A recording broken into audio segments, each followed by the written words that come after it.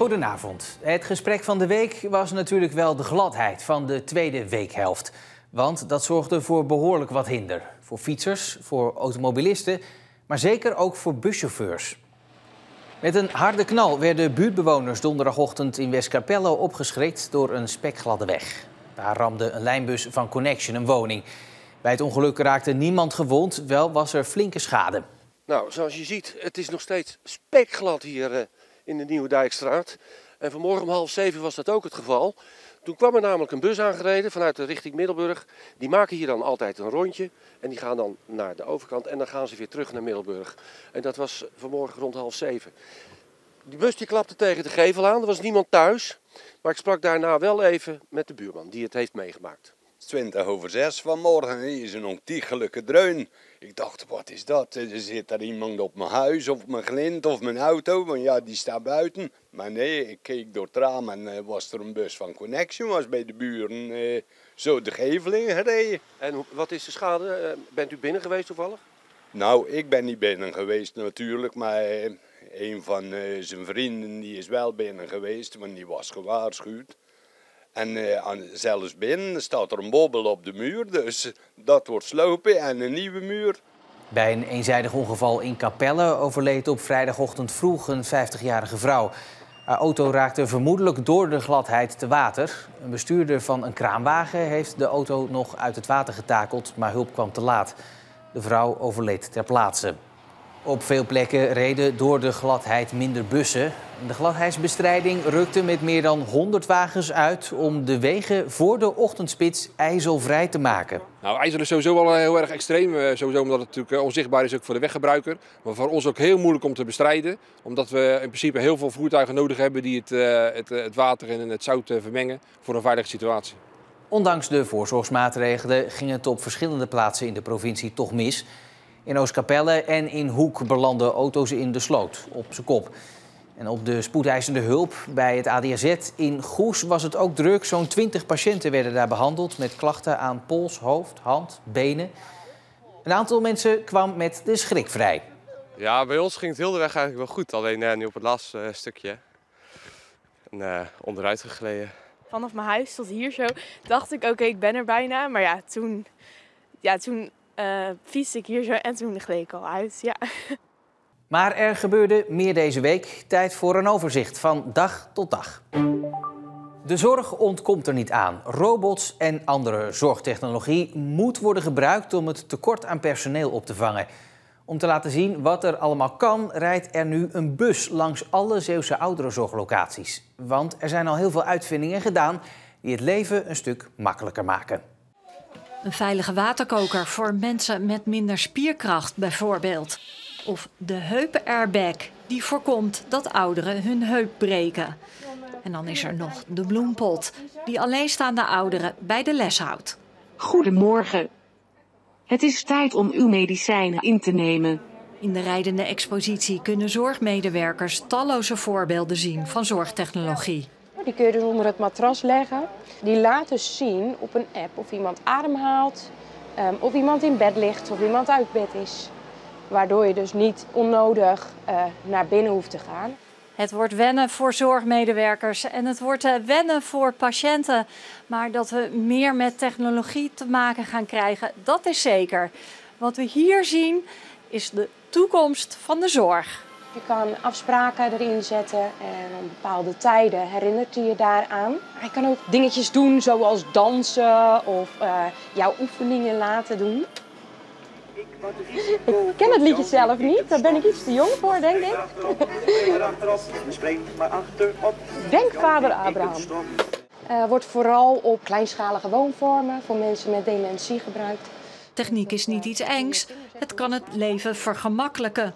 Dat is de boodschap van deze bus aan personeel in de ouderenzorg. Wat is uw eerste indruk? Er zijn technologische snufjes die toch wel goed zijn voor de oudere mensen. Vooral ook omdat ze zo lang thuis nog moeten blijven. Ja. Ik vind het allemaal wel leuk, maar dan denk ik, ja, we zijn echt nuchtere Zeeuwen. Zou dit gaan werken? Je moet toch met je tijd mee.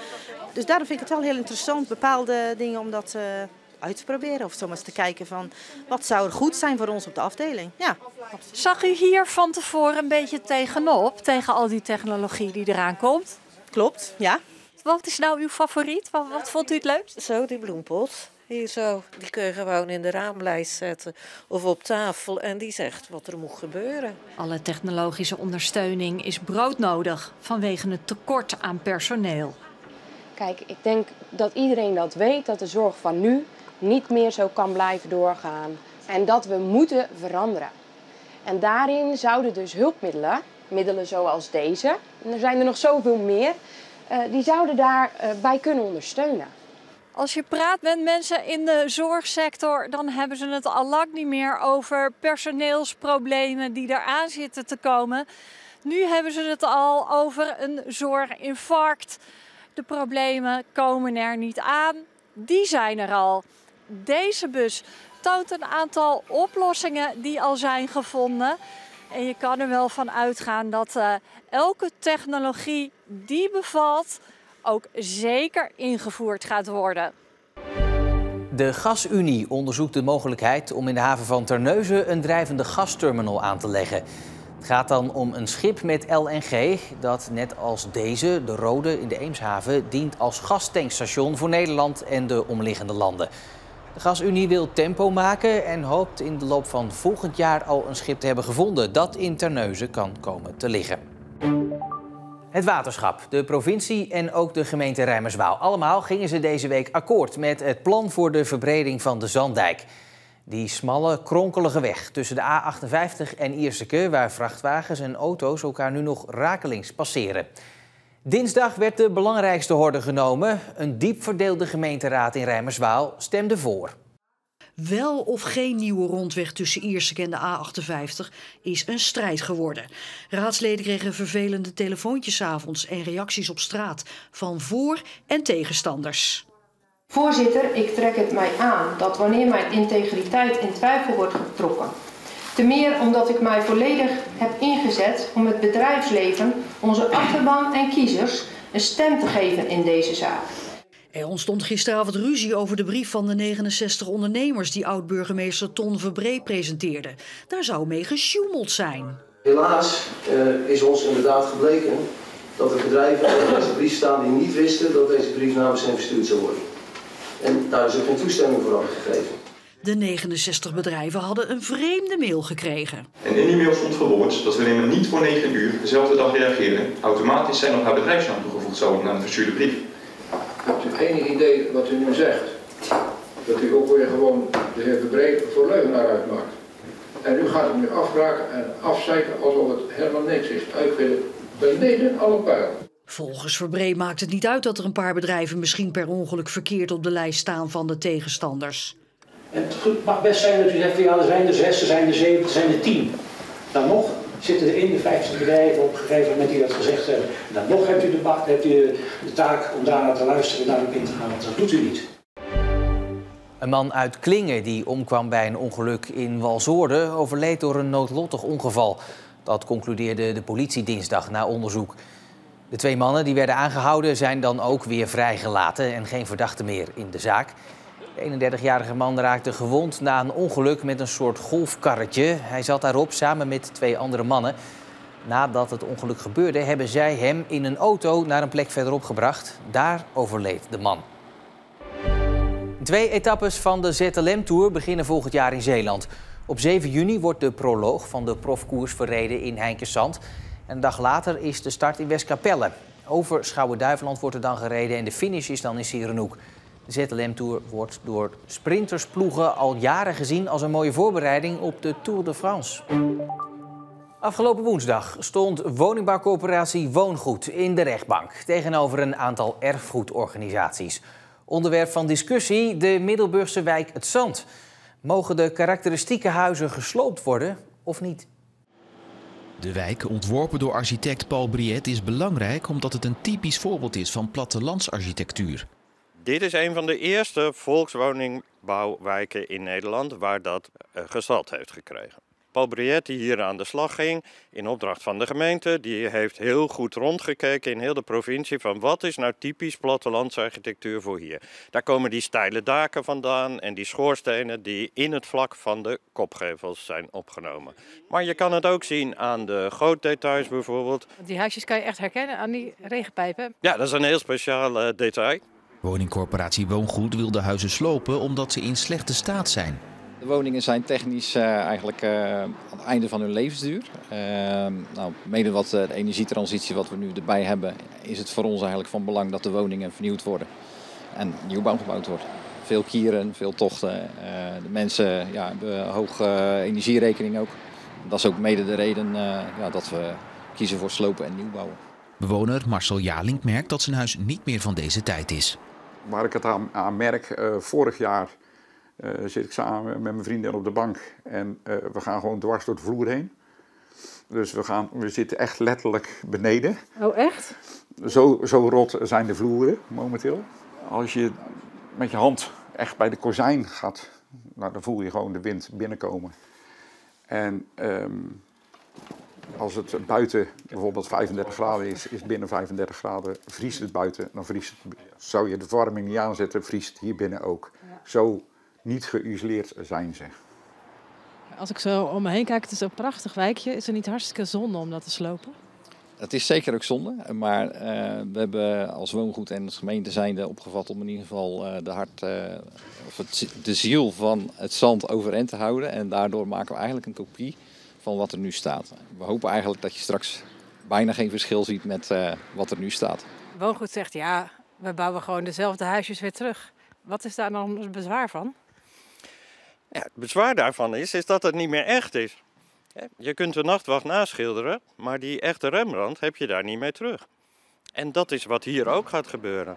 De erfgoedorganisaties zien ook wel dat het zo niet langer kan, maar pleiten voor renovatie.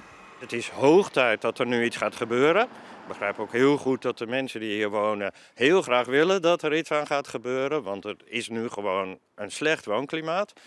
Maar dat kan natuurlijk ook heel goed met een renovatie. Er zijn ook verschillende studies naar gedaan, rapporten over verschenen, aanbevelingen gedaan. En daar blijkt allemaal uit dat het kan. Maar uiteraard is het wat duurder dan wanneer je hier nieuwe woningen neerzet. Daarvoor moet je dus gaan kijken hoe kunnen we dat financieel rondkrijgen. De woningcorporatie wil in januari beginnen met de sloop. De bestuursrechter kan een stokje steken voor de sloop als hij de organisaties gelijk geeft. Maar waarschijnlijk doet de rechter op zijn vroegst pas eind januari uitspraak. En dan is de sloop al begonnen als het aan de woningbouwcorporatie ligt. Het Openbaar Ministerie eist dat de TBS van Joost W. uit Westkapelle nog een keer wordt verlengd met 2 jaar. De inmiddels 70-jarige man is veroordeeld voor seksueel misbruik van 8 jongens die hij daarvoor geld of cadeautjes gaf. Hij kreeg in 2012 een gevangenisstraf van 2 jaar en TBS. Volgens het Openbaar Ministerie houdt Joost W. zich nog steeds niet aan de afspraken van de TBS-kliniek. Zo zou hij contact dat hij had met een 20-jarige man niet hebben gemeld en gegevens uit zijn telefoon hebben gewist. Daarom is volgens het Openbaar Ministerie meer vrijheid nu nog niet mogelijk. Volgens de verdediging is niet genoeg onderzoek gedaan naar deze beschuldigingen. De rechtbank doet op 28 december uitspraak. Zeeland is een onderzoekscentrum rijker. Het Joint Research Center Zeeland in Middelburg opende donderdag de deuren.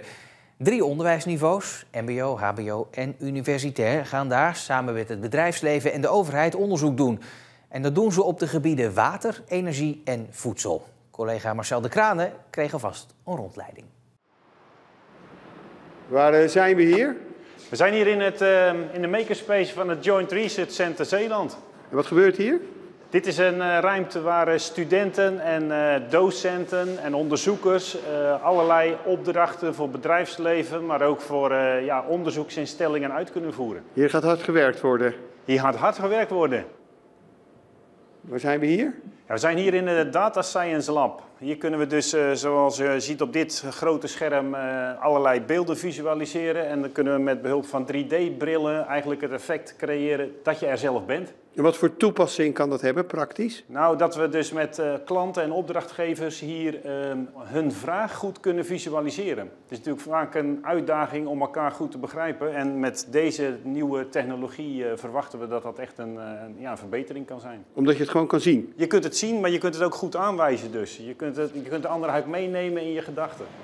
Ja, we zijn hier in het chemielaboratorium. Hier kunnen dus de studenten proefjes doen met bijvoorbeeld zuren in deze speciale zuurkast. We hebben daar gassen in natuurlijk. En we hebben de mogelijkheid om allerlei andere opdrachten hier uit te voeren. Het ziet er helemaal state of the art uit. Dat is het ook, want het is het allernieuwste systeem wat er op dit moment op de markt is. De aanleg van wegen, woonwijken, maar ook de bouw van nieuwe bedrijven kan maanden vertraging oplopen. De provincie heeft besloten om voorlopig geen vergunningen uit te geven, omdat de stikstofrekenmethode van het RIVM niet goed blijkt te zijn. Er zijn nieuwe plant- en diersoorten aangewezen waar rekening mee gehouden moet worden, maar die zitten nog niet in het rekenmodel. Eind januari kan de provincie weer aan de slag met de vergunningen, want dan is de boel aangepast. De GGD kreeg vrijdag waar ze om vroeg. 2,4 miljoen euro extra van de Zeeuwse gemeente. Maar dat ging niet zonder slag of stoot. Ik heb u al eerder verteld dat de rek eruit is bij de GGD. Maar nu is de bodem bereikt en dreigen we daar zelfs op onderdelen doorheen te zakken. De directeur van de GGD sprak eerder ferme taal richting de geldschieters, de gemeenteraden. Volgens de directeur dreigt de GGD Zeeland niet meer te kunnen voldoen aan haar wettelijke taken zonder extra geld. Als oorzaak wijst ze onder meer naar een mislukte reorganisatie van een aantal jaar geleden. Met die 2,4 miljoen wil Gamers 26 voltijdsbanen creëren. Ze wil een reorganisatie van een paar jaar geleden terugdraaien, waarbij een managementlaag is wegbezuinigd. Gamers vindt het belangrijk dat die managementlaag weer terugkomt. En ook wil ze extra personeel voor op de werkvloer. Lang niet alle gemeentes trekken zomaar de portemonnee. Middelburg bijvoorbeeld heeft fikse kritiek. Ze hebben moeten bezuinigen, maar alle organisaties hebben moeten bezuinigen. Ook de veiligheidsregio en zo meer. Dus ze zijn niet de enige die hebben moeten bezuinigen. Zij zijn nu wel de enige die fors geld vragen. Maar dan moet je wel een plan maken. Welk personeel heb je als eerste nodig? Zet daar goed op in. Welke taken hangen daaraan vast? Nee, dat plan dat mist. Capelle en Noord-Beveland willen garanties dat het geld echt terechtkomt bij personeel. En dat als vacatures niet worden ingevuld, er geld terug moet naar de gemeentekas. Toch gingen de gemeenten dus akkoord, maar ze willen wel vinger aan de pols houden. De GGD zet ondertussen in op het aannemen van extra personeel en heeft daar alle vertrouwen in. Een aantal mensen werken al bij ons, daar kunnen we contracten mee verlengen. Dus daar zijn we hartstikke blij mee. Maar we hebben natuurlijk ook best veel te werven om die versterking te doen. En dat gaan we echt als eerste nu heel veel aandacht geven. En daarmee zijn we weer rond en wens ik u nog een hele fijne avond en heel graag tot morgen.